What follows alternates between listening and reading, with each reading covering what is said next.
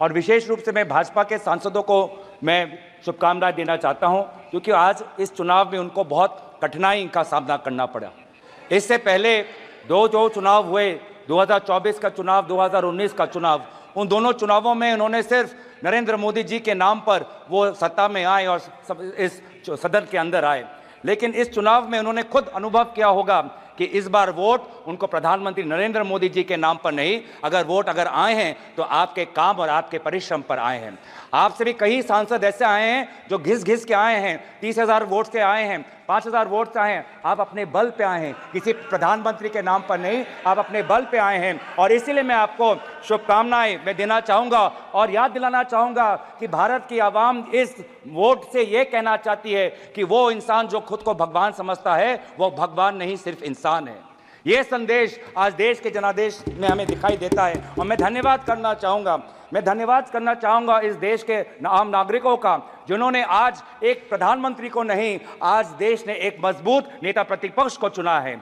आज देश ने एक सत्ता को नहीं, आज देश ने एक मजबूत विपक्ष को चुना है। और इसीलिए मैं देश के लोगों का आभार प्रकट करता हूं और देश के लोगों को आपके जरिए ये मैं संदेश देना चाहता हूं कि आपके होते हुए हम ये संघर्ष जारी रखेंगे। लोकतंत्र को बचाने का संघर्ष, संविधान को बचाने का संघर्ष, पिछले दलित वंचित अल्पसंख्यकों का संवैधानिक अधिकार बनाने का जो संकल्प हमने लिया है, हमने ये मुहिम छेड़ी है, ये मुहिम पे हम ये चढ़ते जाएंगे, इस रास्ते पे हम चलते जाएंगे। हम आवाज बन के रहेंगे उन देशवासियों की जिनकी समस्या ना आज इस सदन में व्यक्त होती है, ना अखबारों में व्यक्त होती है। हम आवाज उठाएंगे उन गरीब लोगों की जो आज अस्पताल में लगभग 6-6 साल उनको रुकना पड़ता है पर उनको सर्जरी का अपॉइंटमेंट नहीं मिलता है। हम आवाज उठाएंगे वो सड़क पे सोते हुए युवाओं की, लोगों की, जिन पर एक अमीर बाप का गाड़ी का बेटे का गाड़ी रेंगते हुए उनको मार देता है और फिर वो बेटा बाद में बेल पर निकल जाता है और उन जो लोग जो सड़क पे सोते हैं आज उनके बारे में कोई नहीं सोचता।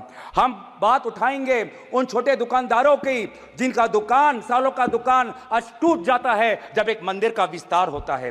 हम बात उठाएंगे उन बेरोजगार युवाओं की जो आज वीजा भटक के संघर्ष में आज वो कभी पनामा के रूट से अमेरिका में जाते हैं, कभी कनाडा जाते हैं, कभी यूरोप जाते हैं, कभी मिडिल ईस्ट जाते हैं। आज यूपी, हरियाणा, पंजाब, गुजरात का युवा आज उसको देश के अंदर नहीं, अगर रोजगार मिलता है तो विदेश में मिलता है। हम उनकी आवाज उठाएंगे। हम आवाज उठाएंगे उन बच्चों की जो आज रो रहे हैं, सालों की मेहनत आज उनका व्यर्थ हो गया है जब नीट का ये पेपर लीक हो गया है। हम बात उठाएंगे उन जवानों की जो आज जम्मू में जिनकी आज शहादत हुई है। हम बात उठाएंगे उन ऑनेस्ट टैक्स पेयर्स की जिनका पैसा आज हम देख रहे हैं कि कहीं बिहार पर पुल गिर जाने पर उनका टैक्स पेयर का पैसा व्यर्थ होता है, तो कहीं एयरपोर्ट का टर्मिनल लीक होने पर उनका टैक्स पेयर का पैसा व्यर्थ होता है। पर हमें यह भी पता है कि प्रधानमंत्री मोदी जी अपना रवैया नहीं बदलेंगे। प्रधानमंत्री मोदी जी के पास 2 ही अस्त्र है, एक भय है और भ्रम है। भय वो दिखाते हैं इनकम टैक्स, ईडी और सीबीआई के साथ, लेकिन देशवासियों ने इस बार कह दिया है कि हम इनकम टैक्स, ईडी और सीबीआई से डरते नहीं हैं। और दूसरा जो उनका अस्त्र है वो भ्रम का, वो हमने प्रचार में भी देखा। बांसवाड़ा में उन्होंने क्या कहा, बांसकाठा में उन्होंने क्या कहा, और जिस प्रकार से प्रधानमंत्री मोदी जी के भ्रम को देशवासियों ने लोकसभा चुनाव में नकारा, उसी तरीके से आज भी आप राहुल गांधी जी के भाषण पर जो भ्रम फैलाने का कोशिश कर रहे हैं, उस कोशिश को भी देशवासी नकारेंगे। इसीलिए मैं देशवासियों के प्रति मैं आभार प्रकट करता हूं, क्योंकि देश बदल चुका है, सदन बदल चुका है। आज आप देख रहे हैं कि जब विपक्ष जब अपनी बात उठता है तो प्रधानमंत्री को भी, कैबिनेट को भी अध्यक्ष महोदय से संरक्षण मांगना होता है। मैंने ऐसा नजारा पिछले 10 साल में नहीं देखा कि नेता प्रतिपक्ष बोल रहा है, विपक्ष बोल रहा है और गृह मंत्री उठ के बोल रहे हैं कि हमें संरक्षण दो, हमें संरक्षण दो, हमें संरक्षण दो। यह है ताकत लोकतंत्र की, जहां पे सत्ता पक्ष हो, जहां पे विपक्ष हो। अगर आपके पास सत्ता है इसका मतलब यह नहीं कि आप सही हो, अगर हम विपक्ष में हैं इसका मतलब हम गलत है, ये इसका मतलब नहीं है। सत्ता पक्ष विपक्ष लोगों की 2 राय रखता है और फिर जनता जनार्दन निर्धारित करती है कि वो किसको राय को स्वीकारता है, चाहे वो सत्ता हो का विपक्ष को। और इसीलिए आज में देश बदल चुका है उत्तर पूर्वांचल से, जहां से आज मणिपुर के 2 सांसद हम जीत के आए हैं।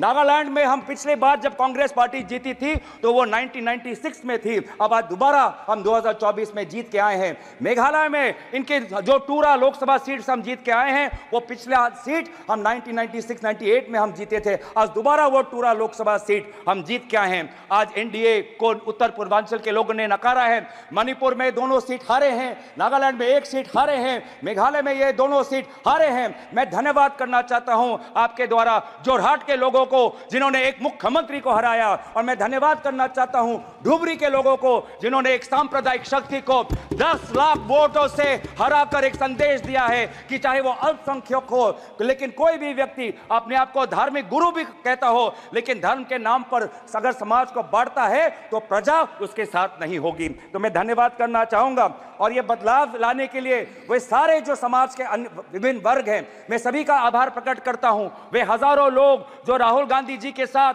भारत जोड़ो न्याय यात्रा पे चले, मैं उनका धन्यवाद करना चाहता हूं। मैं उन पत्रकारों का धन्यवाद करना चाहता हूं जिन्होंने निष्पक्षता से अपने पत्रकारी का जो उन्होंने जिम्मेवार उन्होंने उठाया। आज एक संदेश गया उन पत्रकारों को जिनको हौले हौले प्रधानमंत्री मोदी जी से प्यार है। एक संदेश गया उन पत्रकारों को जो कहते हैं कि ये तो सिर्फ फॉर्मेलिटी है, कि अपनी पत्रकारिता पर ध्यान दे, नहीं तो लोग आपको देखना बंद कर देंगे। मैं आज युवाओं को मैं आभार प्रकट करना चाहता हूं क्योंकि उन्होंने व्हाट्सएप का इस्तेमाल नहीं किया, उन्होंने अपना विवेक का इस्तेमाल किया।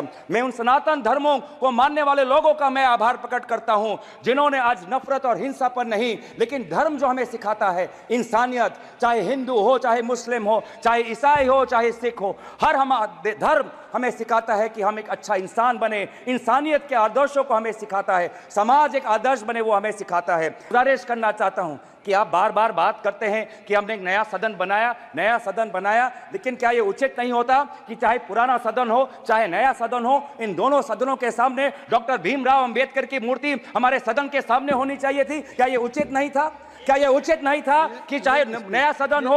ये स्पीकर का प्रीमाइसेज होता है। मैं गुजारिश कर रहा हूं, मैं आपसे गुजारिश कर रहा हूं, मैं अपनी व्यथा गुजारिश कर रहा हूं। मैं स्पीकर महोदय को आपके द्वारा गुजारिश कर रहा हूं कि पहले के तरह सदन के सामने आदरणीय राष्ट्रपिता महात्मा गांधी जी के मूर्ति को रखिए और पहले के तरह डॉक्टर भीमराव अंबेडकर के मूर्ति को मैं गुजारिश कर रहा हूं। मैं स्पीकर के निर्णय का सम्मान करते हुए उनके मैं गुजारिश कर रहा हूं कि हमारी भी बात सुने, हमारी भी जो एक मैं चेयर पे हूं, तो अगर आपने स्पीकर से गुजारिश की तो सुन लीजिए।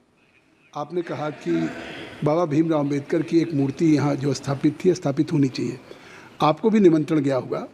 इस पार्लियामेंट में पहली बार सारे महापुरुषों का, बाबा भीमराव अंबेडकर से लेकर के महाराणा प्रताप से लेकर के एक बड़ी वीथिका बनाई गई है उसी संविधान भवन के साथ, और जिसका उद्घाटन हुआ पिछले दिनों।